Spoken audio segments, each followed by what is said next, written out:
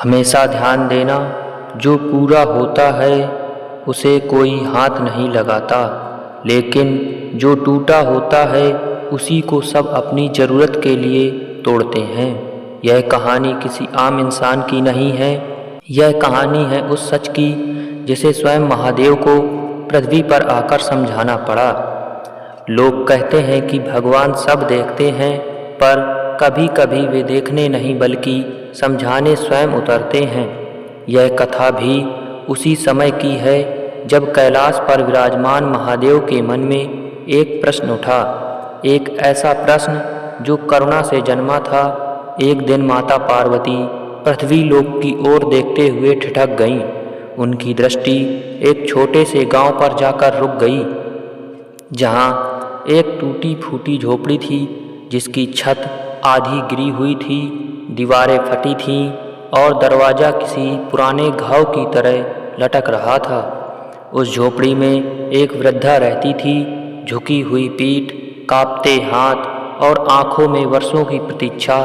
पार्वती जी ने देखा कि वह वृद्धा किसी से कुछ मांगती नहीं थी, ना रोती थी, ना शिकायत करती थी। बस हर दिन सूरज उगने से पहले उठती, अपने टूटे चूल्हे पर सूखी लकड़ियां सुलगाती और दिन ढलने तक उसी जीवन को ढोती रहती।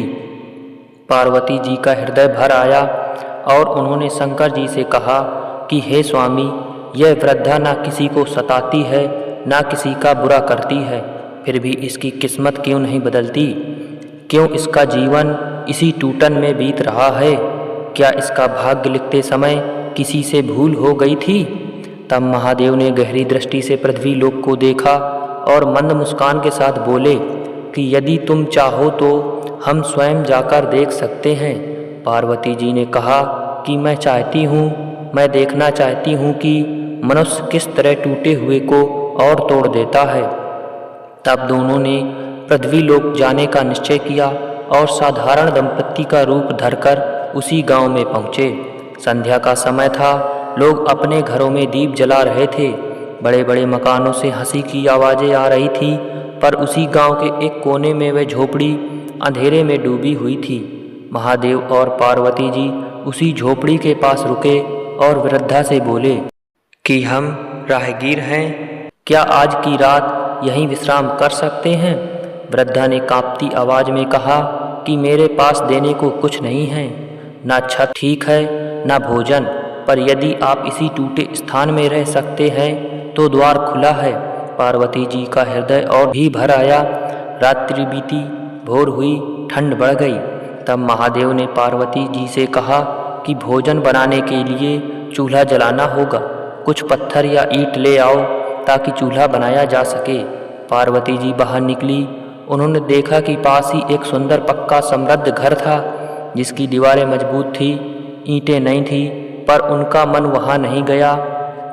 वे लौटकर उसी वृद्धा की झोपड़ी की टूटी दीवार से एक पत्थर उठा लाईं। जब महादेव ने देखा तो उन्होंने गंभीर स्वर में पूछा कि हे पार्वती, तुम उस सुंदर, पूर्ण और मजबूत घर से पत्थर क्यों नहीं लाई? वहाँ सब कुछ अच्छा था, झोपड़ी तो पहले से ही टूटी हुई है। पार्वती जी ने सहज स्वभाव से उत्तर दिया, घर तो पूरा था, सुंदर था, उसे तोड़ना मुझे उचित नहीं लगा। यह झोपड़ी पहले ही बिखरी हुई है, इसमें एक पत्थर निकाल लेने से क्या फर्क पड़ेगा? इतना कहते ही महादेव का स्वर गूंज उठा। उन्होंने कहा कि हे पार्वती, यही तो संसार की सबसे बड़ी विडंबना है। जो पूरा होता है उसे कोई छूता तक नहीं, पर जो टूटा होता है उसे सब और तोड़ते हैं। जो बिखरा होता है उसी से लोग ज़रूरतें पूरी करते हैं। यही इस वृद्धा के जीवन की सच्चाई है। यह झोपड़ी केवल मिट्टी और पत्थरों से नहीं बनी, यह उस स्त्री के टूटे विश्वास, उसकी अनसुनी प्रार्थनाओं और समाज की बेरुखी से बनी है। महादेव ने आगे कहा कि देखो, जिसने कभी किसी को नुकसान नहीं पहुंचाया वही सबसे आसान शिकार बनता है, क्योंकि वह विरोध नहीं करता, वह चिल्लाता नहीं, वह मौन में सब सह लेता है और संसार मौन को कमजोरी समझ बैठता है। पार्वती जी की आंखों से आंसू बहने लगे। उन्होंने समझ लिया कि वे जिस वृद्धा की किस्मत बदलना चाहती थी, उसकी किस्मत से अधिक तो लोगों की दृष्टि बदलनी आवश्यक है। महादेव ने तब अपना वास्तविक स्वरूप प्रकट किया। पूरा आकाश कंपन करने लगा।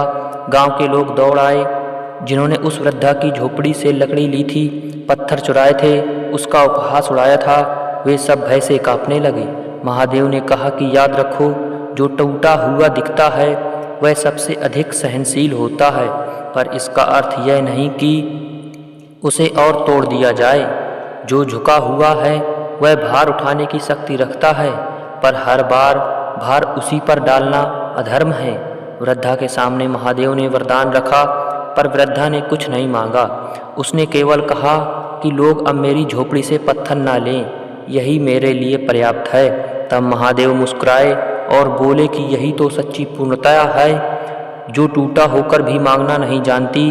और उसी क्षण उस वृद्धा की झोपड़ी नहीं बदली, पर गांव वालों की दृष्टि बदल गई।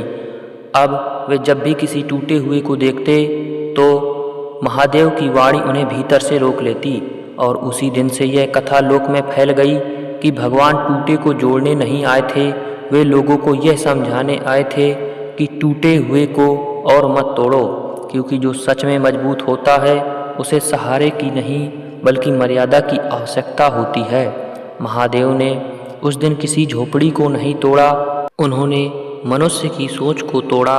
क्योंकि याद रखना, जो टूट चुका होता है उसे और तोड़ना सबसे आसान पाप होता है।